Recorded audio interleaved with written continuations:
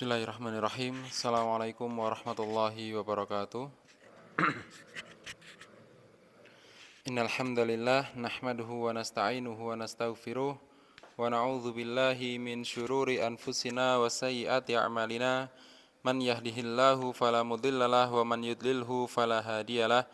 Asyhadu an la ilaha illallah wahdahu la syarikalah wa asyhadu anna Muhammadan abduhu wa rasuluh. Qala Allah Ta'ala fi kitabil karim, ya ayyuhalladzina amanu taqullaha haqqa tuqatih wa la tamutunna illa wa antum muslimun wa ba'd.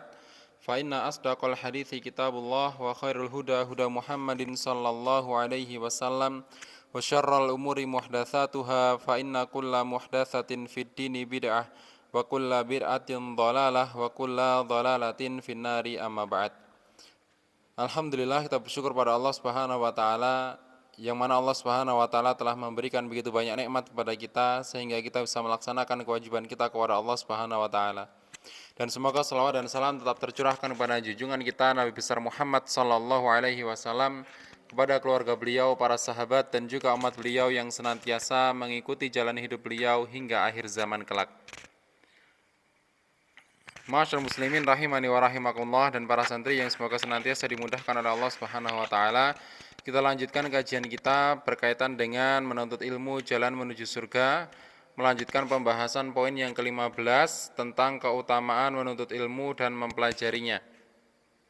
Yaitu pada poin ilmu lebih baik daripada harta. Telah kita sebutkan pada pertemuan terakhir, pada pertemuan sebelumnya ada 6 alasan mengapa ilmu lebih baik daripada harta. Alasan yang pertama, kita sampaikan bahwasanya ilmu merupakan warisan para nabi, sedangkan harta adalah warisan para raja dan orang-orang kaya. Adapun yang kedua, ilmu akan menjaga pemiliknya. Ya, sedangkan harta kebalikannya, pemiliknya yang menjaga harta. Ya, harta tidak bisa menjaga pemiliknya. Yang ketiga, ilmu adalah penguasa atas harta. Ya, kebalikannya, harta tidak berkuasa atas ilmu. Yang keempat, harta akan habis bila dibelanjakan. Adapun ilmu, ketika diajarkan akan terus bertambah. Ya, bahkan bisa dibukakan pintu-pintu kepahaman yang lain dari sisi-sisi yang lain oleh Allah Subhanahu wa taala. Yang kelima, apabila meninggal, pemilik harta akan berpisah dengan hartanya. Sebagaimana hadis yang kemarin kita sampaikan. Kalau ada orang yang meninggal, 3 hal yang mengikuti. Ketika dia dimasukkan ke dalam kubur, ya dari 3 hal tersebut, 2 akan pulang dan 1 akan menetap, menemani dia. Harta dan juga keluarganya akan pulang. Ya, adapun yang menetap menemani dia adalah amal soleh. Ya, dan amal soleh ini buah dari ilmu. Yang keenam, harta dapat diperoleh oleh orang mukmin, orang kafir. Orang mukmin ataupun orang kafir, orang baik maupun orang yang jahat, ya, mereka bisa mendapatkan harta. Ya, akan tetapi ilmu hanya bisa didapatkan oleh orang-orang yang beriman. Sehingga ilmu nanti akan memberikan dia petunjuk, dengan petunjuk tersebut akan menuntun dia untuk beramal, dengan amal tersebut ya akan menuntun dia kepada bertambahnya iman yang dia miliki. Kita lanjutkan kepada poin yang ketujuh, mengapa ya di antara alasan mengapa ilmu lebih baik daripada harta. Alasan yang ketujuh adalah orang yang berilmu dibutuhkan oleh para raja dan selain mereka. Orang yang berilmu dibutuhkan oleh para raja dan orang selain mereka. Ya. Ini adalah kemuliaan yang didapatkan oleh seorang penuntut ilmu. Dibutuhkan oleh banyak orang, terutama orang yang sudah mengerti akan ilmu. Orang yang belajar, terus Allah berikan hidayah, sehingga dia merasa butuh akan ilmu. Sehingga dia akan dicari. Ya. Orang yang berilmu nanti akan dicari. Ya, supaya masyarakat bisa mendapatkan ilmu dari dia. Ya. Maka kalau kita lihat ya bagi para santri mungkin belum merasakan, kalau kita lihat di daerah kota ya di daerah pedesaan yang lebih jauh daripada kita, di sana banyak sekali orang-orang yang sudah mulai semangat untuk belajar agama. Ya. Akan tetapi sangat sedikit orang yang bisa menyampaikan perkara agama kepada mereka. Ya. Maka orang yang baru belajar ya dan mulai semangat untuk belajar lagi ini mencari siapa yang bisa untuk diundang supaya bisa memberikan ilmu kepada mereka dan juga teman-temannya. Maka diundanglah Ustadz A, B, C dan seterusnya. Ya. Bahkan luar biasanya ada sebuah wilayah ya di Yogyakarta, tepatnya di daerah Gunung Kidul, ya. Itu ada sebuah pondok pesantren, ya, tapi pondok pesantrennya isinya bukan ya anak-anak seperti Samian, ya, tapi pondok pesantren isinya masyarakat, orang-orang sepuh, orang-orang tua. Ya. Setiap kajian ya seperti maghrib seperti ini di sana itu siapapun dari kalangan manapun datang ke pondok tersebut. Ya, datang ke tempat tersebut. Ibaratlah katakanlah pondok pesantren itu di sini. Yang datang bukan daerah Sumber Manjing saja, daerah mana Tempur Sari saja enggak. Ya, tapi daerah Bantur, ya, daerahnya Fatan sana itu datang ke sini. Meskipun hujan deras, enggak sepedaan enggak. Ya, mereka nyewa truk, mereka nyewa pickup, ya, naik rombongan lewat situ. Jalannya enggak semulus di jalan raya, enggak, jalannya seperti pedesaan pada umumnya. Ya, ketika tempat kajiannya enggak cukup, masjidnya enggak cukup, lapangannya enggak cukup, ya, mereka sambil mendengarkan duduk di teras-teras rumah warga yang ada di sekitar pondok tadi. Ya. Dan yang datang bukan hanya anak-anak seperti Samian, orang-orang tua. Ya. Dan mereka membawa catatan sendiri-sendiri. Itu luar biasa. Ya, semangat ketika orang sudah mengenal ilmu dan Allah berikan hidayah kepada mereka, dan dengan hidayah tersebut mereka menyadari kebutuhan mereka akan ilmu itu terus setiap hari itu butuh ilmu, nggak hanya ketika bangku sekolah saja, bangku sekolah udah lewat. Ya, maka dari itu orang yang berilmu dibutuhkan oleh para raja dan selain mereka. Ya, meskipun bukan raja, sama-sama membutuhkan ilmu. Ya, kalau zaman dulu para ulama senantiasa ada yang ditawari untuk ngajari anaknya. Nah, maaf, para ulama senantiasa diminta untuk datang ke sebuah kerajaan ngajari anaknya raja, belajar agama. Ya, di antara mereka ya ada yang nggak mau. Kenapa? Al ilmu yu'ta wala yu'ti. Ilmu itu didatangi bukan mendatangi. Ya, kata mereka. Ya, meskipun digaji dengan gaji yang besar oleh para raja, mereka enggak mau. Ya, lebih baik para penuntut ilmu itu mendatangi, bukan didatangi. Itu keliru. Ya. Kalau ilmu nanti mendatangi, ya seolah-olah yang lebih butuh itu yang ngajar daripada yang belajar. Itu keliru. Justru yang belajar itu harus lebih butuh daripada yang ngajar. Ya. Maka para penuntut ilmu hendaknya ketika sudah tidak ada di majelis ilmu seperti ini, misalnya kalian liburan, ya, silakan untuk mencari informasi di daerah sekitar yang ada majelis ilmunya. Ya, meskipun jauh enggak masalah, misalnya lintas kecamatan, enggak apa-apa, wong ada sepeda kok sekarang. Ya. Karena itu menjadi kemuliaan ilmu dan menjadi kemuliaan seorang penuntut ilmu. Sedangkan pemilik harta hanya dibutuhkan oleh orang-orang miskin. Pemilik harta hanya dibutuhkan oleh orang-orang miskin.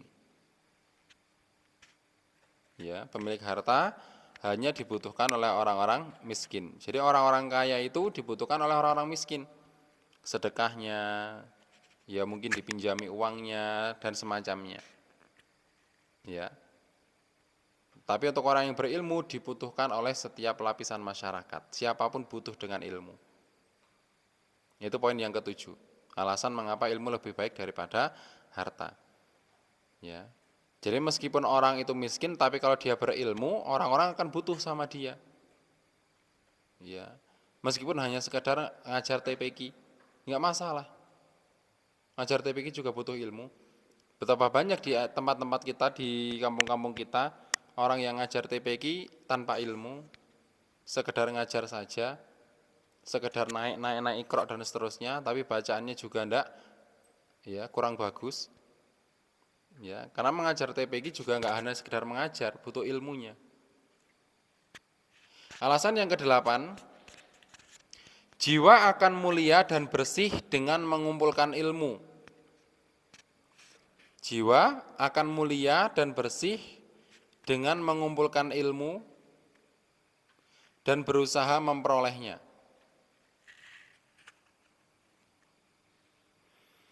Ya, jiwa akan mulia dan bersih dengan mengumpulkan ilmu dan berusaha untuk memperolehnya.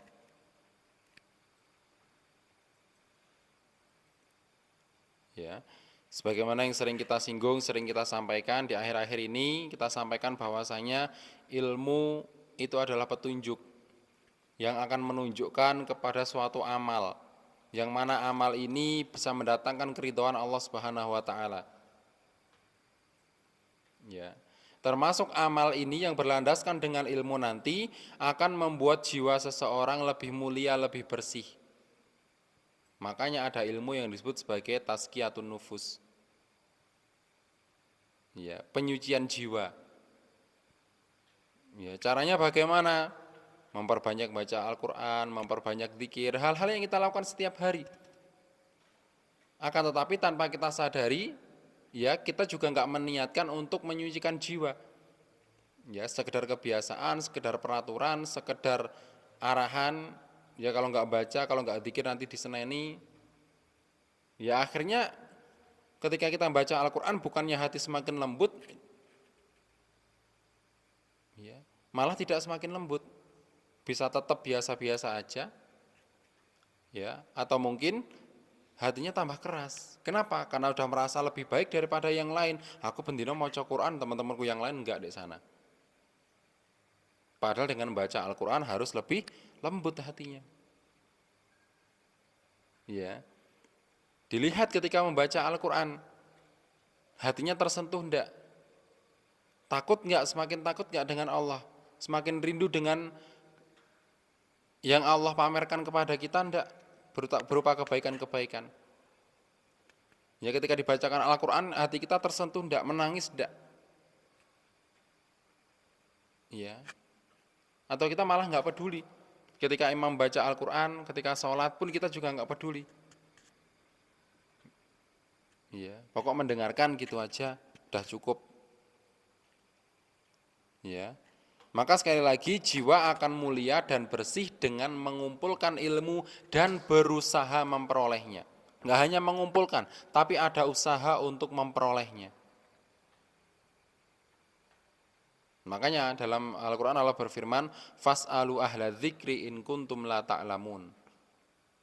Ya, bertanyalah kepada ahli zikir, kepada orang yang lebih tahu, orang yang berilmu, jika kamu tidak mengetahui.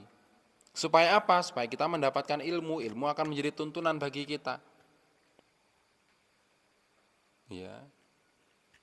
Maka kami sarankan kepada diri kami pribadi dan juga kepada para santri sekalian, masyarakat muslimin, ketika ingin melaksanakan suatu amal ibadah yang itu mungkin setiap hari kita lakukan, maka niatkan ikhlas karena Allah, ya, lalu berharap ridhonya Allah Subhanahu wa taala. Setiap kali kita mau sholat, ya, niatkan ikhlas karena Allah, mengharap ridhonya. Baca Al-Quran pun demikian, zikir pagi petang pun demikian. Supaya enggak sekedar baca Al-Quran, sekedar berdiri sholat, sehingga jiwa itu enggak merasa apa-apa. Ya. Makanya di dalam pembahasan hadis Jibril, di situ Rasulullah SAW ditanya tentang tingkatan agama Islam. Yang pertama adalah Islam. Yang kedua adalah iman. Dan tingkatan yang lebih tinggi adalah ihsan. Apa itu artinya ihsan? Anta budallah ka'annaka tarah wa in lam yakun tarah fa innahu yarak. Ya, anta budallah ka'annaka yarah. Engkau beribadah kepada Allah seolah-olah engkau itu dilihat sama Allah. Ya. Ibarat misalnya zaman ketika waktunya hafalan Al-Qur'an. Terus ada yang guyon. Terus dilirik sama Pak Yusuf. Kan ada yang nyenggol, Pak Yusuf itu loh. Ya akhirnya baca Quran lagi. Ya kayak gitu loh. Ketika saman beribadah kepada Allah seolah-olah Allah melihat kamu gitu loh. Jadi nggak ada yang namanya guyon, nggak ada yang namanya banyak gerak, nggak ada yang namanya nggak konsentrasi, bener-bener menghadirkan diri dan hatinya di situ. Entah itu sholat, baca Quran dan seterusnya. Wa in lam yakun yarah fa innahu yarak. Kalau sampean itu sulit membayangkan Allah itu melihat kamu, yakinlah Allah itu sedang menyaksikan kamu. Allah di depanku, piye Allah di depanku? Allah kan maha besar. Ya, akal kita ibarat nggak nutut, ya udah nggak usah ditutut-tutut, nih memang nggak nutut. Tapi yakin Allah di atas sana menyaksikan kita. Ya, jadi tetap meskipun kita ibadah nggak dilihat sama ustadz, nggak dilihat sama orang tua, nggak dikongkon sama orang tua, nggak dikongkon sama ustadz, budal waktunya ibadah yang bagus. Ya, ibadah yang bagus. Itu gara-gara menuntut ilmu, berusaha memperoleh ilmu. Ya. Berbeda dengan ilmu, ya, yang akan membersihkan dan memuliakan jiwa. Harta tidak membersihkan jiwa. Harta tidak membersihkan jiwa dan tidak menambah sifat kemuliaan. Harta tidak membersihkan jiwa dan tidak menambah sifat kemuliaan.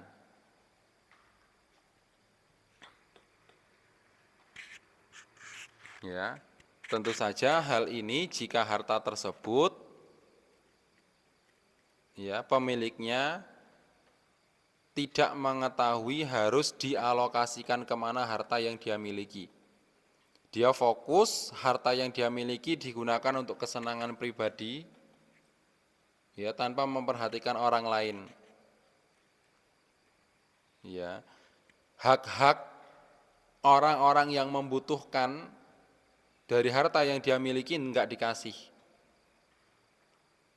Maka kalau seandainya nanti para santri ada yang jadi pengusaha sukses, ya pendapatannya satu bulan misalnya 10 juta, 50 juta, ingat di situ ada hak orang miskin. Jadi 5 juta tersebut, 50 juta tersebut bukan punya sampean semuanya. Di situ ada hak orang miskin yang harus sampean sampaikan. Ya, berapa? Silakan dipelajari lebih lanjut nanti. Ya. Jadi itu bukan bersih, ya bersih punya sampean pendapatannya, tapi di situ ada hak orang miskin yang harus sampean berikan. Ya, maka sedikit demi sedikit juga diberikan kepada orang yang berhak. Ya, maka ada yang namanya zakat mal, ya dan seterusnya. Ya. Ada istilah-istilah zakat dan seterusnya, sedekah, infak dan sedekah dan yang lainnya. Ya. Sekali lagi, adapun harta tidak membersihkan jiwa dan tidak menambah sifat kemuliaan. Ya, ini terjadi jika pemilik harta tidak memiliki ilmu. Harus diarahkan kemana harta yang ia miliki. Enggak cuma diarahkan, cara mendapatkannya juga gimana dia enggak punya.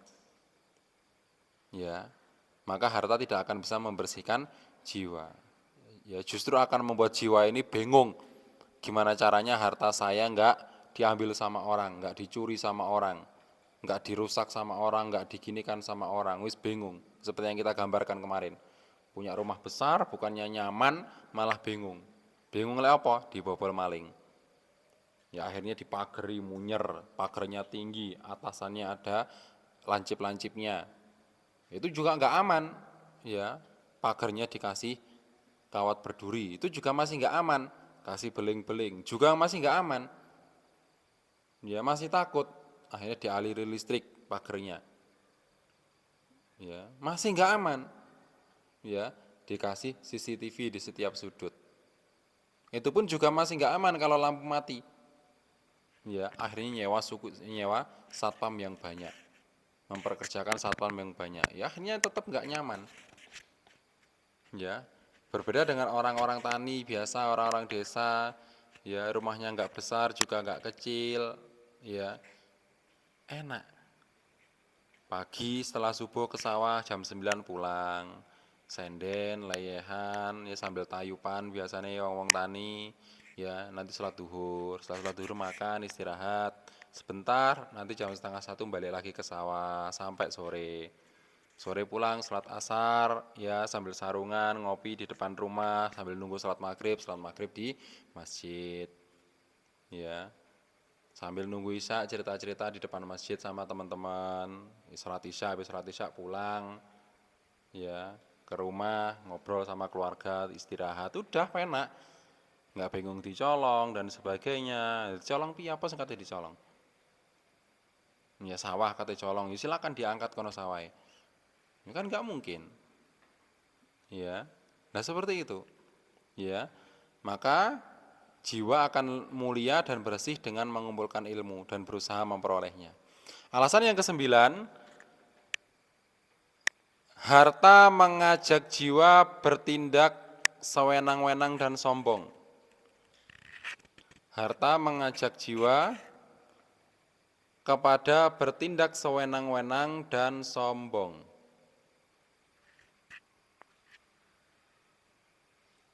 Harta mengajak jiwa kepada perilaku sewenang-wenang dan sombong. Ya.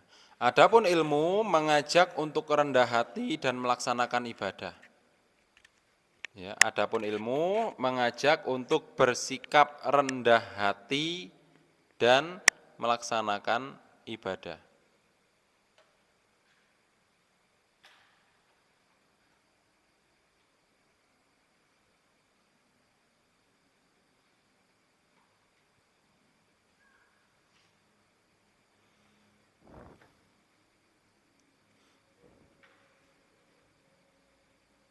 Ya, itu. Ya banyak kasus seperti ini, orang yang hartanya lebih banyak, ya dituntun kepada kesombongan. Ya, dituntun kepada kesombongan. Apa yang ia pakai harus bernilai. Ya, HP harus iPhone. Ya, sepeda harus NMAX. Ya, kalau nggak NMAX mungkin CBR. Ya, knalpotnya harus Grong. Ya, lalu nanti CBR-nya lampu depannya dikasih LED yang warna-warni. Jadi ketika jalan iso koyok meripat mau begini. Ya, spionnya nanti harus diganti yang bagus. Ya, stikernya ditambahi atau stikernya dihapus kabeh, digambari Naruto kabeh. Ya, yang harus bagus gambarnya, yang licin. Ya. Jam tangannya harus iWatch. Ya. Nah kayak gitu. Ya, ketika nongkrong di kupingnya harus ada iPod. Ya.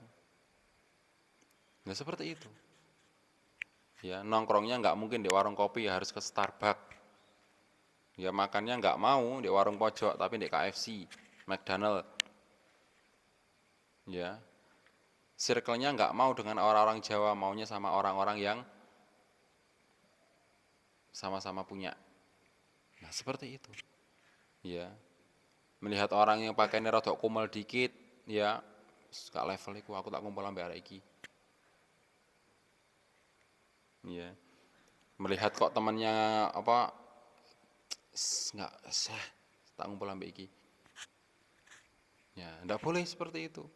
Ya, maka ya harta akan mengajak jiwa untuk bertindak sewenang-wenang dan sombong. Ya, teman yang nggak ngasih benefit atau keuntungan kepada dia tinggalkan. Teman yang semakin bisa meninggikan dia, ya didekati terus, dijaga, dipegang erat. Ya, hobinya setiap hari ngaji, ya enggak. Setiap sore harus San Mori. Ya, nah seperti itu. Ya akan bertindak sewenang-wenang. Ya, bahkan bisa jadi ketika kemarin banyak sekali video di media sosial di mana menampakkan banyak sekali sifat-sifat orang yang arogan. Ya, kemarin Pak Isul lihat ada ambulan, ya biasa ya ambulan, sama tahu lah ambulan muni itu ada pasien darurat dan sebagainya kan. Nah, ambulan adalah mobil salah satu-satunya mobil yang bisa nerobos lampu merah. Ya, kalau ada kemacetan, piye caranya ambulan itu tetap jalan. Yang mobil yang lain, sepeda yang lain harus ngalah. Tapi ada orang ini, ya mobilnya lumayan bagus, ya ketika ada ambulan, tin tin tin tin, di depan ambulan sudah ada relawan yang minggir minggir minggir gitu, mobilnya nggak mau minggir. Ya bahkan sampai mau nyerempet sepeda orang yang tadi buka jalan, ambulannya juga mau diserempet, nggak mau ngalah.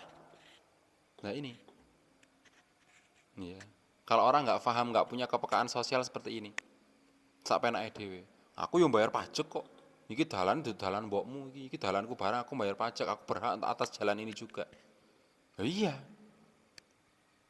ya. Tapi di sini ada yang lebih butuh daripada yang membutuhkan. Ada yang lebih butuh siapa?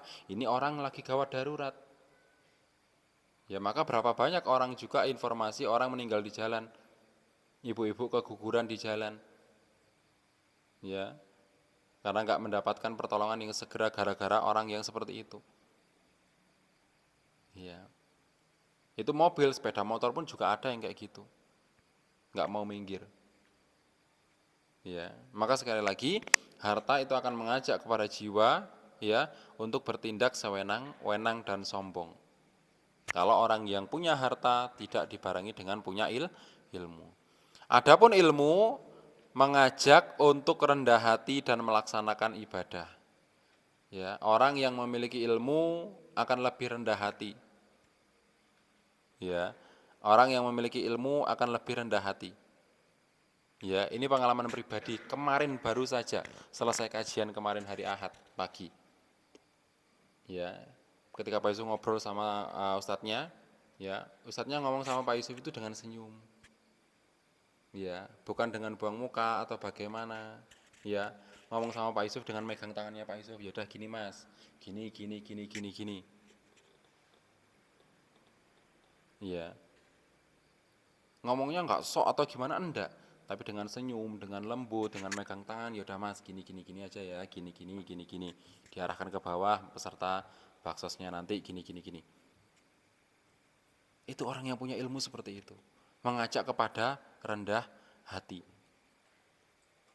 Ya, bukan dengan orang yang lebih ya, punya ilmu, wah aku duwe ilmu aku lebih baik daripada kamu. Enggak kayak gitu. Makanya tadi kita singgung, ya, bahwasanya sampean yang setiap hari baca Quran, setiap hari sholat 5 waktunya dijaga, jangan sampai merasa lebih baik daripada teman-teman di luar sana. Kita nggak tahu teman-teman di luar sana ibadahnya seperti apa. Bisa jadi mereka lebih baik daripada kita, hatinya lebih lembut daripada kita. Ya, bisa jadi seperti itu. Ya,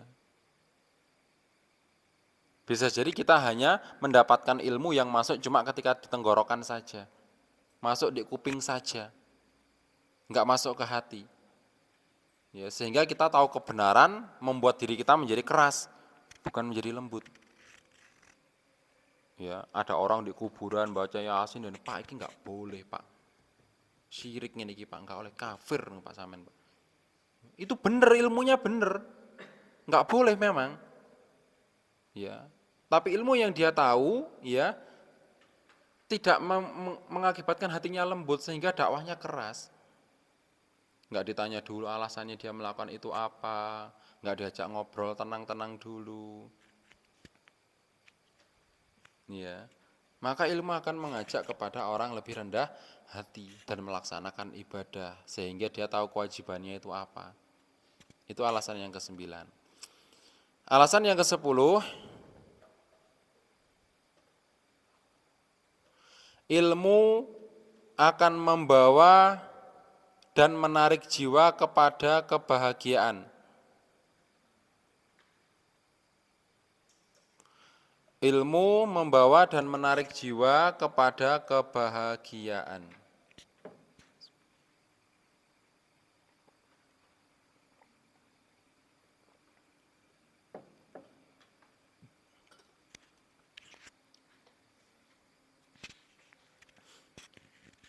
Sedangkan harta penghalang antara jiwa dengan kebahagiaan tersebut. Ya sudah kita sampaikan ya. Ya contohnya seperti orang yang punya rumah besar tadi. Ya bingung jaga rumahnya ben nggak kemalingan seperti apa. Ya padahal harusnya bahagia, rumahnya besar, spring bednya besar. Ya dia nggak perlu umpel-umpelan, dia nggak perlu bingung ceblok toko kasur. Ya dia nggak perlu bingung kasurnya nanti kempes. Ya harusnya dia blek tidur di situ. Ya atau bahkan dia kalau mau tidur itu nggak cuma ya duduk terus plek gitu enggak. Tapi dari pintu dia udah lari lompat blek ke kasurnya spring bednya. Kenapa? Nyaman, besar, empuk. Blek mantul del del gitu lagi. Belum lagi selimutnya anget. Ya, para santri kan biasanya ada yang selimutan sarung. Jadi selimutnya gede anget. Harusnya lebih bahagia. Ya. Sama TV-nya biasanya ya ketika hujan bleret-bleret itu dikepuk sih brek baru ya TV-nya gambarnya bagus. Kalau nggak gitu zaman Pak Yusuf dulu ya ketika TV-nya jelek gambarnya semutnya banyak ya antennya itu harus diputer-puter gini wis bening urung dilungkas diputer-puter kayak gini zaman dulu kayak gitu ya. Nah seperti itu TV-nya orang yang kaya gede ya lego lek ndelok. Belum lagi TV-nya smart TV ya iso ge YouTube-an TV-nya, iso ge Netflix-an, iso ge nonton TV, kon nonton apa drama, nonton kartun, semuanya bisa. Ya bahkan main game pun bisa, di sana mau main Mobile Legends bisa di situ kayak gini. Ya enggak gini-gini lagi tapi gini-gini. Ya, bisa kayak gitu. Ya, tapi nggak membuat orang menjadi tenang. Ya, nggak membuat orang jadi tenang. Ya, maka dari itu ilmu membawa dan menarik jiwa kepada kebahagiaan. Ya, lebih lapang dada. Ya, senantiasa bisa menengok kanan, kiri, depan, belakang, atas, bawah terhadap apa yang Allah ciptakan. Ya, dia mendapatkan kesulitan, dia nengok ke bawah, oh ternyata ada yang lebih gak beruntung daripada saya masih lebih beruntung. Ternyata orang yang gak lebih beruntung daripada saya, ternyata juga ngeluhnya gak seberisik saya kok. Saya yang masih beruntung daripada dia, tapi berisik banget ngeluh. Ya, lihat ke bawah. Ya, kalau seandainya kita dalam keadaan lapang, ya terus melihat ke atas. Ya, ada orang-orang yang lebih baik daripada kita, ada yang lebih berilmu daripada kita, terus seperti beliau. Ya kanan kiri ada orang yang sejajar dengan kita, berjuang bersama kita. Ya kita ingat pada orang tua kita yang berkorban, yang berusaha untuk kita. Ya, akan membuka kepada kebahagiaan-kebahagiaan. Ya, seperti itu. Maka itulah keutamaan atau alasan ilmu lebih baik daripada harta. Yang selanjutnya, yang ke-11, mencintai ilmu dan mencarinya adalah pokok segala ketaatan.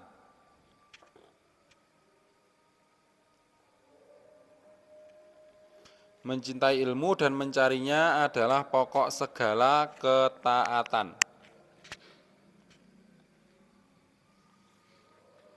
Ya. Jadi segala ketaatan itu berawal dari ilmu. Segala bentuk ketaatan ya berporos pada ilmu. Ketika orang punya ilmu, sekali lagi ilmu tersebut akan menjadi petunjuk, petunjuk tersebut akan menuntun dia ya kepada segala jenis bentuk ketaatan kepada Allah. Sehingga dia nggak tersesat dan menyesatkan. Mengingat cerita yang disampaikan Rasulullah tentang pembunuh 99 nyawa. Ya, orang membunuh 99 nyawa pengen taubat, datang kepada ahli ibadah. Ya saya sudah membunuh 99 nyawa. Saya mau tobat, apakah Allah akan menerima tobat saya? Kamu sudah membunuh banyak orang, segitu lagi. Itu enggak normal. Mana mungkin Allah akan mengampuni kamu? Marah, dor 100. Ya. Orang yang cuma ahli ibadah tapi enggak didasari ilmu, akhirnya dia sesat sekaligus menyesatkan orang lain. Ya.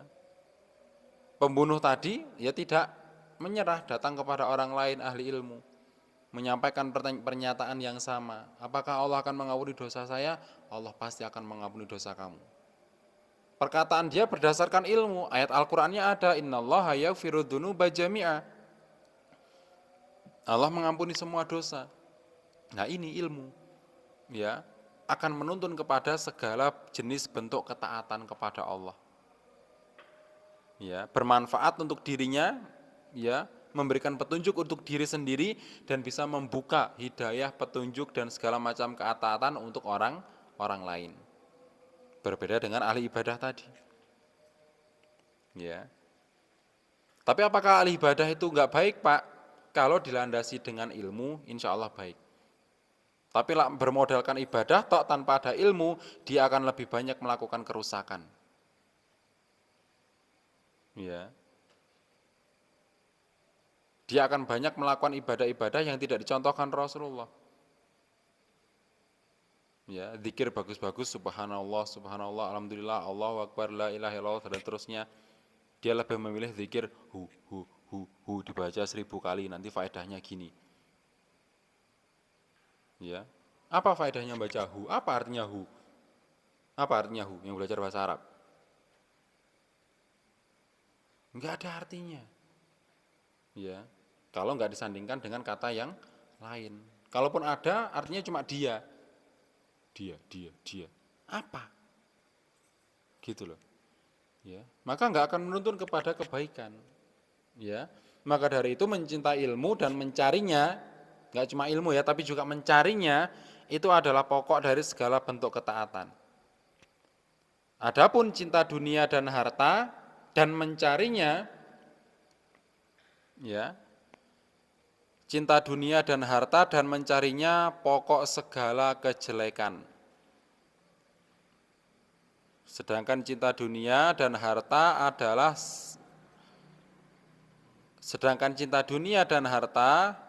sekaligus mencarinya, mencari dunia dan harta adalah pokok segala kejelekan.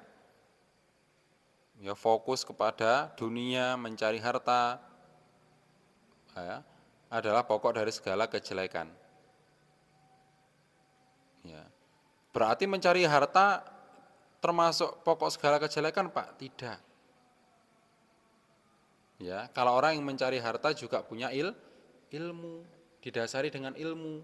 Untuk apa? Nyari nafkah. Ya, dari harta yang dia miliki nanti juga ada hak orang miskin lalu diberikan. Ya, nabung untuk umroh, untuk haji. Itu enggak masalah. Tapi kalau fokusnya mencari dunia, ya tanpa melihat kewajiban yang lain yaitu ibadah, ini yang salah. Akan melahirkan banyak pokok-pokok kejelekan. Ya. Maka harus diperhatikan, ya. Rasulullah SAW pernah ditanya. Rasulullah SAW pernah bersabda bahwasanya umat muslim itu seperti buih di lautan. Ya, umat muslim itu seperti buih di lautan yang tidak punya pendirian. Ya.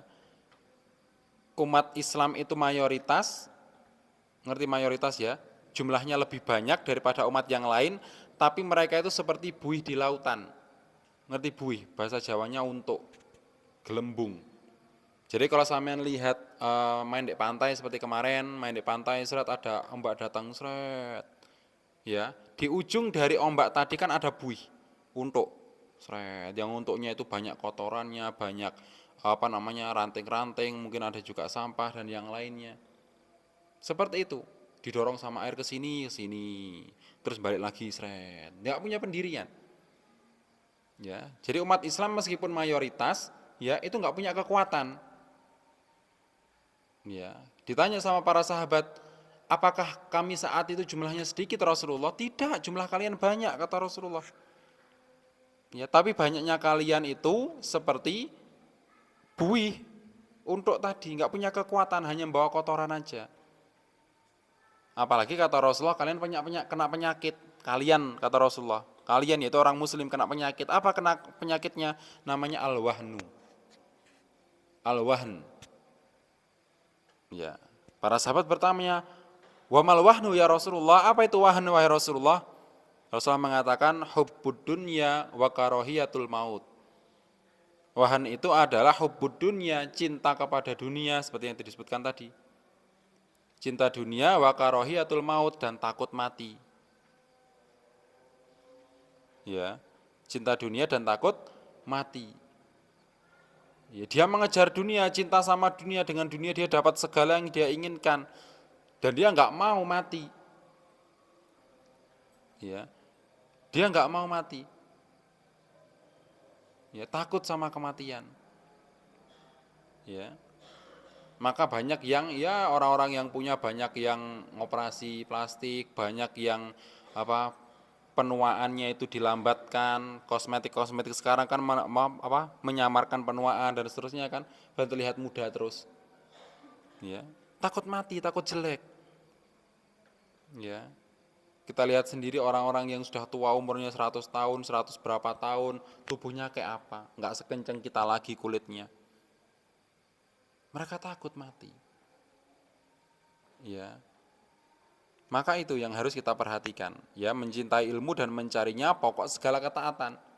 Tapi kalau cinta dunia, ya, dan cinta harta, ya, dan fokusnya mencari dunia dan mencari harta adalah pokok dari segala kejelekan.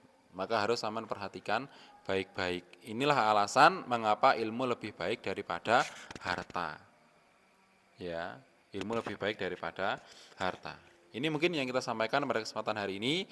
Masih ada beberapa poin lagi yang insya Allah akan kita sampaikan di kesempatan selanjutnya biidnillahi ta'ala. Insya Allah masih ada 4 poin lagi. Kita akhiri dengan runutul majelis. Subhanakallahumma wabihamdika asyhadu an la ilaha illa anta astaghfiruka wa atubu ilaik. Semoga Allah memberikan kemudahan, pemahaman kepada kita, dan semoga Allah menuntun kita kepada mengamalkan apa yang sudah kita pelajari. Ini mungkin yang bisa kami sampaikan. Mohon maaf atas segala kekurangan. Kita akhiri. Assalamualaikum warahmatullahi wabarakatuh.